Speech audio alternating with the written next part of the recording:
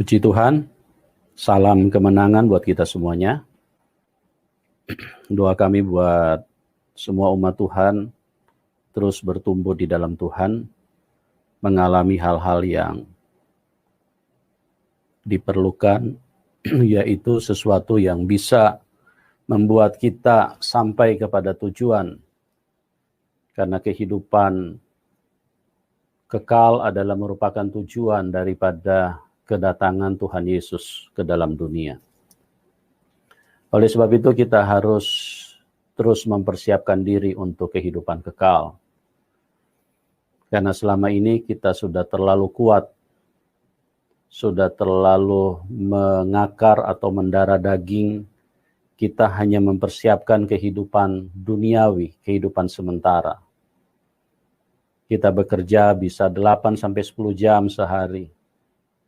Tetapi untuk mempersiapkan kehidupan kekal, kita mengabaikan firman yang seharusnya itu menjadi fokus utama. Tuhan bilang, kumpulkanlah harta di surga. Dalam Yohanes 6 ayat 26-27, biarlah kita bekerja untuk makanan yang bertahan sampai kepada kehidupan kekal. Nah, hal-hal inilah yang menjadi dorongan Roh Kudus supaya kita mengerjakan hal itu dengan sungguh-sungguh. Jangan sampai kita mengabaikan yang utama, tetapi kita justru mengutamakan sesuatu yang tidak penting, yang bersifat sementara. Tuhan Yesus juga pernah berkata, Matius 6 ayat 33, carilah dahulu kerajaan Allah, maka semua akan ditambahkan. Sesuatu yang bersifat sementara, duniawi, semuanya akan ditambahkan. Yang Tuhan arahkan kita, Tuhan inginkan kita sebagai orang yang percaya kepada Tuhan Yesus adalah kita fokus. Kita mengerjakan, kita mencarinya dengan sungguh-sungguh. Carilah dahulu kerajaan Allah, maka semua akan ditambahkan. Tetapi yang menjadi kendala, yang menjadi masalah besar, karena gereja hidup bertentangan dengan firman Tuhan. Gereja mencari dunia dengan begitu sungguh-sungguh. Tetapi gereja mengabaikan apa yang utama, apa yang penting di dalam kehidupan ini. Pada kesempatan ini, saya ingin supaya kita fokus kepada satu kebenaran firman Tuhan di dalam Keluaran 14 ayat 9 sampai dengan 14. Kita perhatikan di situ. Adapun orang Mesir, segala kuda dan kereta Firaun, orang-orang berkuda dan pasukannya, mengejar mereka dan mencapai mereka. Pada waktu mereka berkemah di tepi laut dekat Pi-Hahirot di depan Baal Zefon. Ketika Firaun telah dekat, orang Israel menoleh, maka tampaklah orang Mesir bergerak menyusul mereka. Lalu sangat ketakutanlah orang Israel dan mereka berseru-seru kepada Tuhan.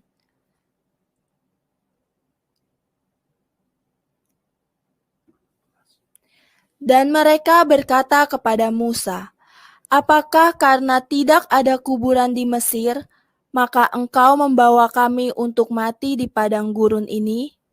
Apakah yang kau perbuat ini terhadap kami dengan membawa kami keluar dari Mesir?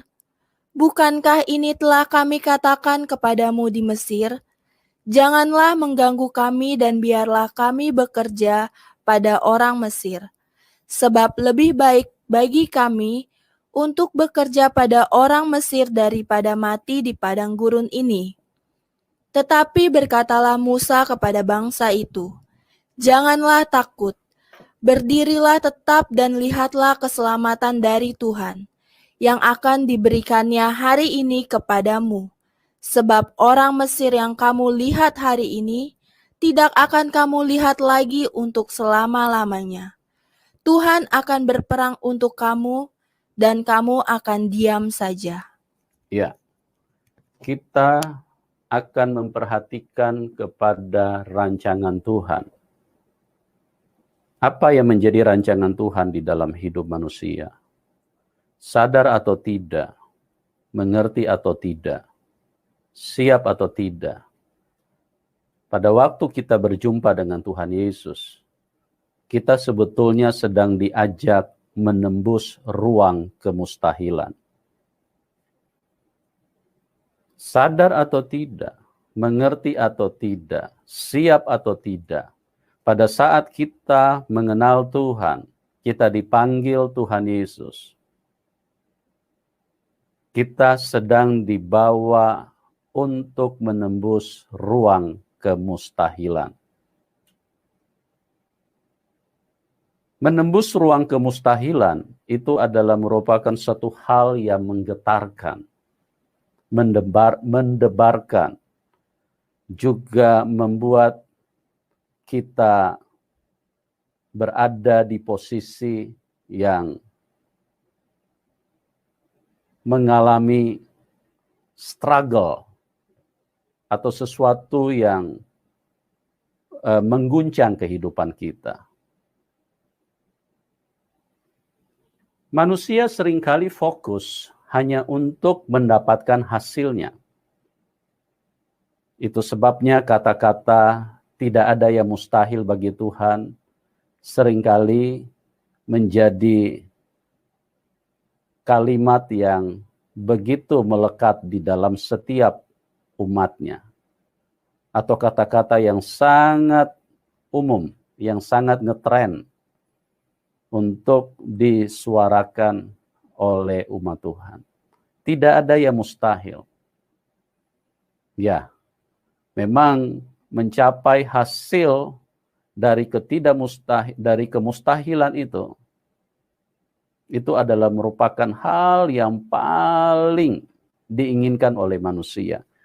Tetapi yang saya mau sampaikan kepada kita, bahwa mencapai ruang kemustahilan itu memerlukan proses, harus melewati proses. Tanpa proses, maka kita tidak akan pernah berada di ruang kemustahilan. Tanpa proses, kita tidak bisa mendapatkan sesuatu yang mustahil. Hal inilah yang seringkali menjadi dilema. Hal inilah seringkali menjadi masalah terbesar di dalam kehidupan orang-orang yang percaya kepada Tuhan. Karena orang-orang yang percaya kepada Tuhan ingin mendapatkannya tanpa proses. Tetapi mendapatkannya itu harus melewati proses.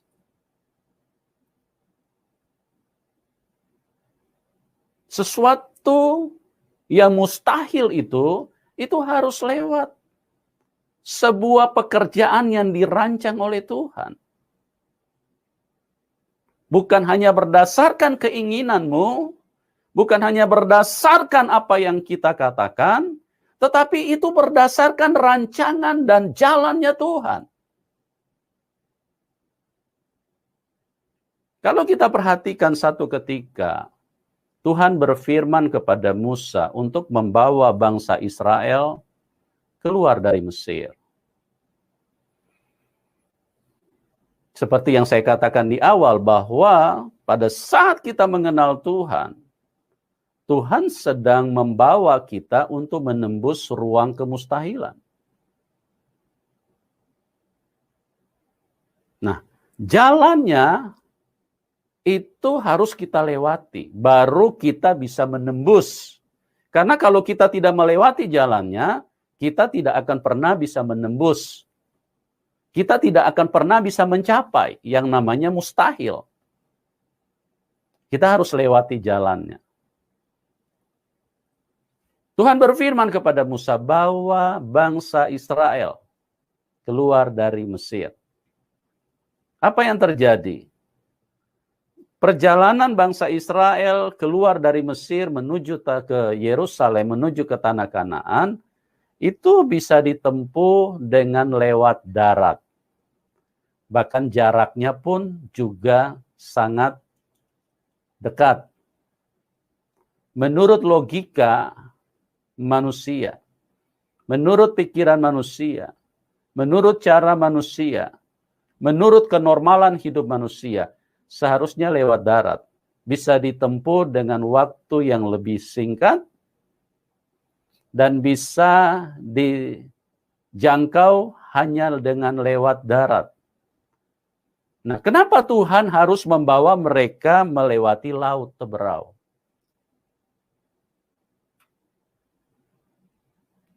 Apa maksud Tuhan di situ? Apa yang Tuhan inginkan? Apa yang Tuhan mau tunjukkan kepada bangsa Israel?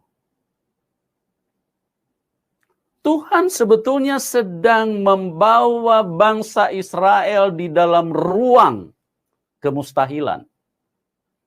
Sesuatu yang menurut logika, sesuatu yang menurut analisa manusia, itu tidak mungkin.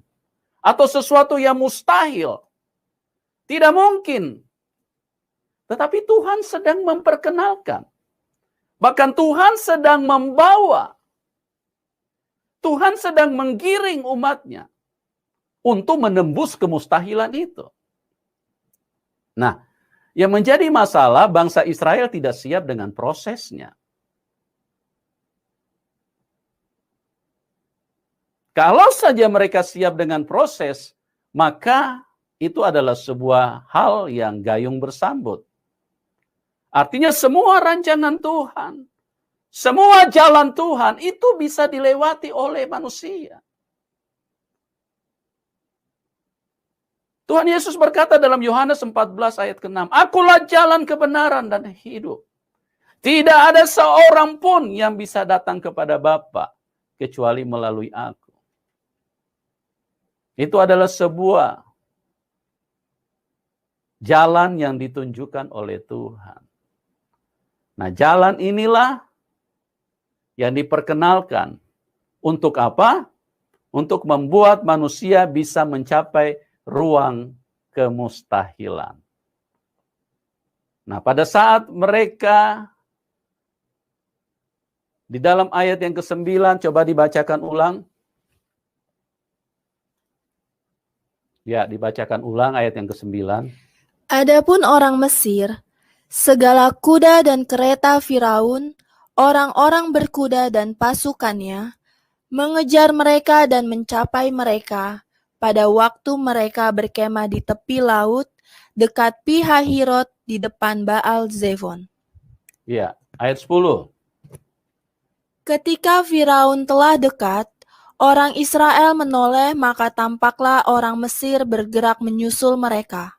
Lalu sangat ketakutanlah orang Israel, dan mereka berseru-seru kepada Tuhan. Ya, bangsa Israel ketakutan. Ayat yang ke-10, coba perhatikan baik-baik di situ. Mereka menoleh, maka tampaklah orang Mesir bergerak menyusul mereka. Lalu sangat ketakutanlah orang Israel, dan mereka berseru-seru. Mereka berseru-seru. Bukan hanya berseru-seru, di situ mereka mempersalahkan Musa. Mereka berselisih paham dengan Musa. Musa adalah orang yang menginginkan supaya bangsa Israel bisa menembus, mencapai ruang kemustahilan. Sementara bangsa Israel tidak siap. Sedangkan bangsa Israel tidak sadar akan jalan yang diperkenalkan oleh Tuhan.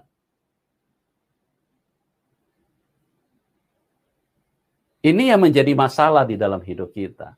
Makanya jika pertanyaan itu muncul, bahasa yang selalu dipakai oleh orang-orang yang percaya kepada Tuhan Yesus adalah tidak ada yang mustahil bagi Allah. Yes, amen. Itu adalah sebuah bahasa yang sempurna. Itu adalah sebuah hal yang mutlak bagi orang yang percaya kepada Tuhan Yesus. Pertanyaannya, apakah Anda siap untuk melewati prosesnya? Apakah Anda siap melewati jalannya? Jalannya membuat mereka ketakutan. Menembus ruang kemustahilan itu seringkali bagi orang yang tidak sadar, bagi orang yang tidak siap, bagi orang yang tidak mengerti, Mereka akan timbul ketakutan yang luar biasa. Makanya mereka berseru-seru. Ayat 10 bagian B, lalu sangat ketakutanlah orang Israel. Dan mereka berseru-seru kepada Tuhan. Dan coba lihat ayat 11. Mereka malah mempersalahkan Musa. Dan mereka berkata kepada Musa, apakah karena tidak ada kuburan di Mesir, maka engkau membawa kami untuk mati di padang gurun ini? Apakah yang kau perbuat ini terhadap kami dengan membawa kami keluar dari Mesir? Allah Israel adalah Allah yang hidup. Tetapi bangsa Israel umatnya, mereka hanya mengenal kematian. Setiap kali mereka berbicara kepada Musa, mereka hanya fokus dengan kata mati. Apakah karena tidak ada kuburan di Mesir, sehingga engkau membawa kami dan mati di padang gurun ini? Orang kalau hidup di luar Tuhan, urusannya selalu urusan kematian. Makanya coba perhatikan, orang-orang yang tidak punya Tuhan selalu ke kuburan. Ya, mau apa saja ke kuburan. Karena apa? Karena urusannya urusan kematian, tidak punya Tuhan. Bangsa Israel coba perhatikan, umat Tuhan. Tapi mereka tidak mengenal jalan Tuhan. Mereka tidak siap untuk menembus ruang kemustahilan. Sementara Allah Israel, Elohim Israel, adalah Allah yang memimpin kita untuk masuk di ruang kemustahilan. Sesuatu yang mustahil bagi manusia, sesuatu yang tidak mungkin bagi manusia, apabila kita berjalan bersama dengan Allah kita, apabila kita berjalan bersama dengan Elohim, maka kita akan bisa menembus itu. Tapi yang pertama, kita harus paham dulu bahwa cara kerja Tuhan Yesus adalah cara kerja yang membawa kita kepada ruang kemustahilan. Sebelum kita mencapai yang namanya mustahil, maka kita harus mengerti dulu bahwa inilah jalan Tuhan. Kalau jalan manusia lewat darat, jalan manusia lewat kenormalan hidup. Jadi oleh sebab itu apabila engkau saat ini sedang berada di dalam ketidaknormalan hidup, mungkin engkau menghadapi sesuatu jalan yang sangat menakutkan. Tapi saya mau beritahu Anda, kalau engkau mengasihi Tuhan, kalau engkau punya Tuhan yang hebat, engkau punya Tuhan yang engkau sembah, maka percayalah, Anda sedang dibawa ke ruang kemustahilan. Kita sedang dipimpin Tuhan untuk ada di sana. Siap atau tidak? Kita harus paham ini. Inilah rancangan Tuhan. Akulah jalan kebenaran dan hidup. Tidak ada seorang pun yang bisa datang kepada Bapa kecuali melalui aku. Dia ingin kita ada di ruang kemustahilan. Dia ingin kita mencapai hal-hal yang supranatural. Sesuatu yang tidak logik. Sesuatu yang di luar nalar. Bagaimana mungkin orang bisa berjalan di dalam laut, sedangkan teknologi pada waktu itu belum ada. Ini mustahil. Tapi inilah jalan Tuhan. Yang perlu kita kerjakan, siapkan dirimu, dan jangan pernah takut selama Anda berjalan bersama Tuhan yang benar. Selama hidupmu mengasihi Tuhan. Selama fokusmu kepada apa yang dikatakan Tuhan. Kenapa Musa berbeda dengan bangsa Israel? Karena Musa fokus kepada perkataan Tuhan. Tuhan berkata kepada Musa, bawa mereka dan berkemah di depan laut Tiberau. Oh, luar biasa. Musa paham betul dengan firman Tuhan. Inilah jalannya Tuhan. Kenapa kita dibawa ke depan laut Tiberau? Karena Tuhan ingin kita menembus ruang kemustahilan. Mari maju bersama dengan Tuhan. Mari kenali jalan Tuhan. Mari nikmati, alami apa yang disebut dengan kemustahilan. Tuhan Yesus mengasihi kita semua. Tuhan Yesus memberkati kita semua. Dan salam kemenangan buat kita semua. Amin.